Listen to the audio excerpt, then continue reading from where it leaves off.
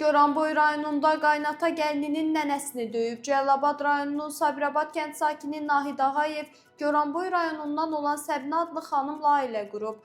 Ailə bir neçə ay normal yaşasa da sonradan ər-arvad arasında mübahisələr başlayıb. Hamilə olan gəlin bu barədə valideynlərinə məlumat verib və boşanmaq istədiyini bildirib. Gəlinin anası və nənəsi Cəlilabad rayonuna gələrək Səbinəni götürüb Goranboy rayonuna yaşadıkları ev aparıblar. Bir müddət sonra hadisə barədə məlumat alan Nahidin atası Hamlet Rusiyadan gəlib və gəlinini evinə qaytarmaq istəyib. O həyat yoldaşı ilə birlikdə Goranboy rayonuna gedib. Səbinəyə evə qayıtmağı təklif edib. Səbinənin nənəsi ilə anası gəlininin geri qayıtmasına icazə verməyiblər. Hamlet və onun həyat yoldaşı qapıdan qovulublar. Ev sahibi onları həyətdən çıxarıb. Qapını bağlamaq istəyərkən Hamlet ona mane olub və qapını zərblə geri qaytarıb. Nəticədə dəmir qapı qadına dəyib və o xəsarət alıb. Hamlet qadına daha sonra da xəsarət yetirərək hadisə yerindən uzaqlaşıb. Hadisə yerinə polis əməkdaşları gəliblər. Araşdırmalar aparılıb. Goranboy rayon məhkəməsində keçirilən prosesdə tərəflər arasında barışıq elan olunub. Məhkəmənin qərarı ilə Ağayev 300 manat cərimə edilib.